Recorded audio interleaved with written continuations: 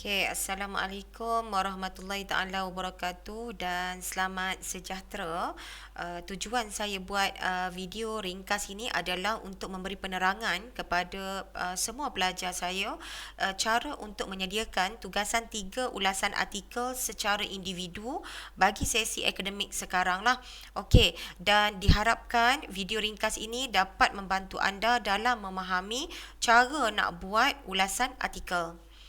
Okey, yang pertamanya adalah perkara yang perlu ada dalam ulasan artikel ni adalah sebagaimana yang ada dalam slide yang awak nampak ni lah. Okey, satunya adalah cover hadapan tugasan. Okey, so cover hadapan tugasan ni wajib ada nombor artikel berapa yang awak tulis. Itu yang pertama.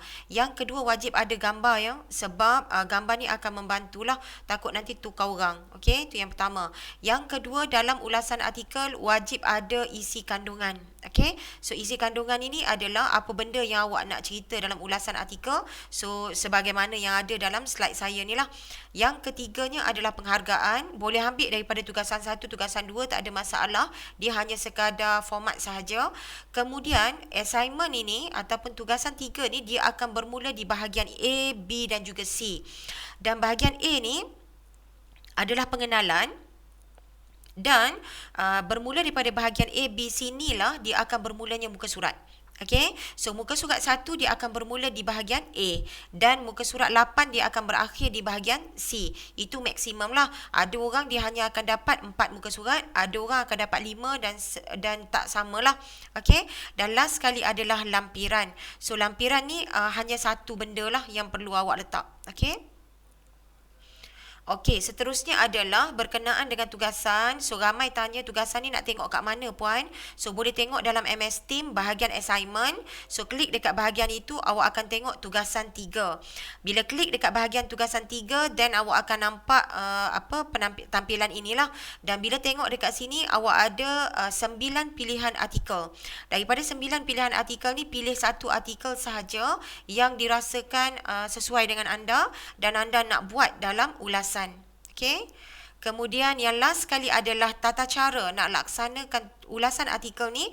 Yang ini juga saya assignkan sekali dalam ke-9 artikel tu dia ada satu yang dalam bentuk MS Word. So itu adalah tata cara untuk melaksanakan tugasan. Jadi boleh tengok dekat situlah. Okey. Baik, untuk memulakan ulasan artikel, so langkah yang pertama adalah memilih artikel yang sesuai. So bila mana nak memilih artikel yang sesuai ni, awak buka sahaja dekat MS Team tu, dekat bahagian assignment, daripada 9 tu duduk termenung sekejap dan cuba tengok tajuk mana yang awak nak buat. Okey, bila dah kenal pasti tajuk mana yang awak nak buat, then download lah. Jangan download semua. Bila awak download semua, dia akan menyusahkan awak lah. Nanti awak akan confuse nak buat yang mana. Okey, yang pertama. Yang kedua adalah baca artikel. So, wajib awak baca artikel. Ada orang baca 2 kali. Ada orang baca 3 kali. Ada orang sampai 4 ke 5 kali baca. Tak faham-faham juga. Dan memerlukan masa tambahan. Kenapa benda ni berlaku? Disebabkan oleh mungkin masa awak memilih artikel tu ada miss kat mana-mana lah. Okay? Jadi baca artikel dulu baru awak boleh nak buat artikel. Tak baca tak boleh buat ya. Yang seterusnya adalah kenal pasti penulis. Siapa penulis ni? Dia ni siapa sebenarnya? Nak tahu latar belakang dia, Google. Okay? Kemudian, kenal pasti tajuk artikel. So, artikel ni berkait tentang tajuk apa. So, yang itu awak kena jelaslah. Okey, contohnya peranan Tun Dr. Mahathir Mohamad. Jadi, awak kena letak dalam minda awak, Tun Dr. Mahathir Mohamad, dia nak tengok peranan dia nak tengok pemerintahan dia. Jadi, bila kita baca artikel orang ni, so kita boleh tengoklah. So, dia menghurai tentang apa? Pemerintahan ke? So, dia menghurai tentang dasar luar negara ke? Kan? Jadi, kita boleh tengok dekat situlah. Dan last sekali adalah kita akan tengok artikel ni dalam jurnal mana.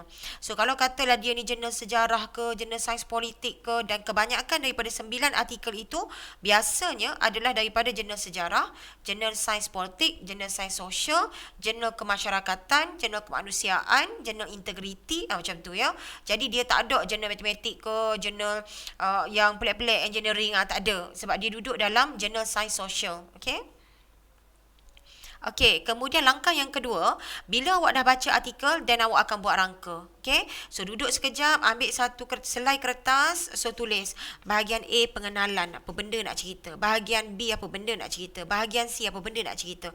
Kalau tak buat rangka, memang awak akan ada masalah lah bila awak buat karangan nanti. Takut nanti ada ayat-ayat yang awak akan lompat-melompat lah. Okey, nanti ayat dia tak statik ya, tak synchronize lah. Okey. Baik, langkah yang ketiga adalah baru menulis artikel. So, bila menulis artikel, dia ada 3 bahagian. So, bahagian A adalah pengenalan. Di bahagian pengenalan ni, satu muka surat sahaja. Dan apa yang nak kena tulis dalam bahagian pengenalan ni, satunya adalah tajuk. Okey, artikel nombor 9 ini bertajuk apa dia? Ditulis oleh siapa dan penulis ni siapa? Kalau penulis ni pernah ya menulis jurnal-jurnal lain, juga boleh dinyatakan. Oh, contohnya tajuk artikel awak tu adalah berkenaan dengan raja berperlembagaan. Walau bagaimanapun penulis ini sebenarnya adalah datangnya daripada background undang-undang, pensyarah undang-undang. Jadi terdapat banyak tulisan beliau berkenaan dengan raja berperlembagaan yang pernah ditulis. Antaranya apa? Contoh, bagilah satu contoh kalau ada. Okey. Kemudian dalam artikel ini terdapat beberapa perkara yang menjadi fokus utama kepada penulisan, iaitu antaranya adalah awak akan nyatakan isi kandungan. Baik, ramai orang keliru. Isi kandungan ni apa dia, puan? Isi kandungan ni bila awak buka artikel yang ada bold tu, tulisan hitam tu kan, yang subtopik tu, so itu adalah isi kandungan artikel. Okey? Baik, yang seterusnya adalah bahagian B. Bahagian B ni adalah isi ulasan. Kalau bahagian A tadi satu muka surat, bahagian B ni adalah 2 hingga 3 muka surat. Dan ini adalah soalan-soalan yang saya letakkan sebagai garis panduan kepada pelajar untuk melaksanakan tugasan ya ataupun ulasan artikel. Ada pelajar yang memang tip-top. Dia dah tahu apa benda dia nak buat bila mana dia dapat artikel. So tak ada masalah. Dia boleh terus mengarang. Dia abaikan sahaja soalan-soalan yang ada ni. Tapi bagi mereka yang tidak ada idea, puan saya tak tahu nak mula macam mana, contoh ya, jadi awak boleh follow saya punya soalan-soalan ini sebagai permulaan kepada penulisan artikel. Okey, jadi kalau kata awak tak follow tulis apa soalan ini, mungkin awak akan keliru sampailah habis kan. Menulisnya tidak, duk keliru je lah ya. Jadi follow lah soalan ini, insya-Allah awak tak akan terpesong. Okey. Untuk bahagian B ni, ada pelajar tanya, satu poin ni adakah satu perenggan? Okey ya. So kalau ikutkan dia 2 hingga 3 muka surat. Jadi mungkin di bahagian isu yang dibangkitkan ni mungkin boleh pergi sampai 2 perenggan, mungkin boleh pergi sampai 3 perenggan kan. Jadi ada orang mungkin satu perenggan saja. Jadi setiap orang takkan sama. Ada pelajar dia boleh isu ni satu perenggan je. Kemudian perkara yang dibangkitkan mungkin ada sampai 4 perenggan kan. Jadi bergantung kepada setiap pelajar. Jadi takkan samalah. Jadi kalau kata awak nak buat satu perenggan satu isu, awak baru ada dalam 5 perenggan. So 5 perenggan tak sampai lagi 2 muka surat kan. Jadi akan ada masalah kat situ. Jadi kena pandai bila mana nak menulis. Okey. Kemudian bahagian C ni adalah kesimpulan satu muka surat. Kesimpulan ni rumusan keseluruhan ya. Macam yang saya sebutkan tadi, bagi mereka yang tidak ada idea untuk membuat ulasan, maka awak boleh follow sahaja soalan yang saya dah sediakan. Okey, dalam slide ni ada, dan juga dalam MS Team bahagian assignment dia ada satu tugasan 3 Mei Oktober yang format Word tu kan. So dalam tu dia ada soalan. Jadi lagi mudah untuk awak fahamlah. Okey. So dalam bahagian kesimpulan biasanya kita akan tulis tentang apa perkara baru yang ada dalam artikel ni yang awak baru je tahu kan. Tiba-tiba awak baca artikel ni lah ada benda ni kan.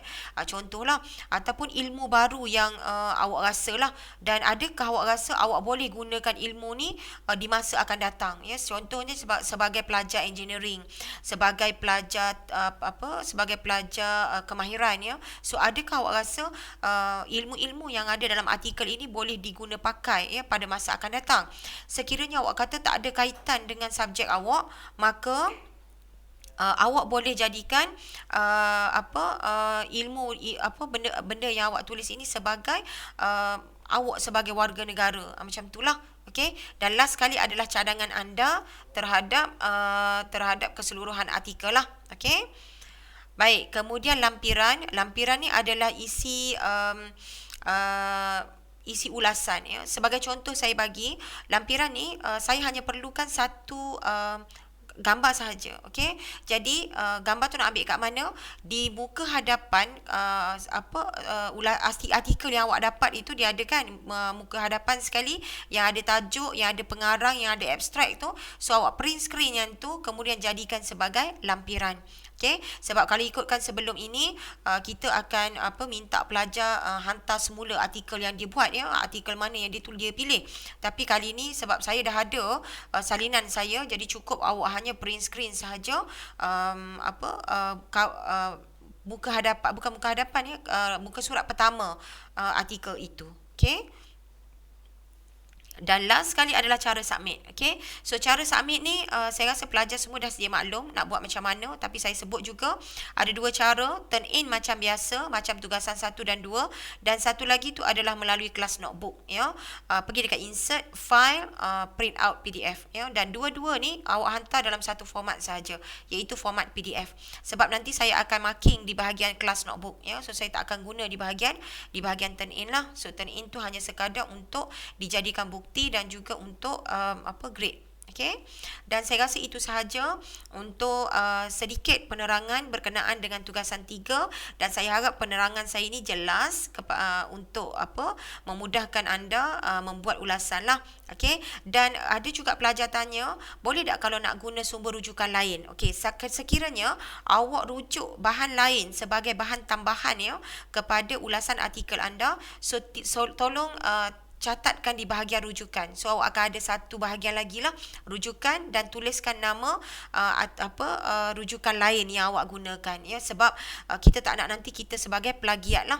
Sebab kalau kita tak cite ya, citation ya, orang lain punya bahan, so kita akan dikira sebagai plagiat. Jadi bila ambil idea orang, so kita gunakan secara bersama dalam nak mengulas artikel, so tulislah di bahagian rujukan. Okey.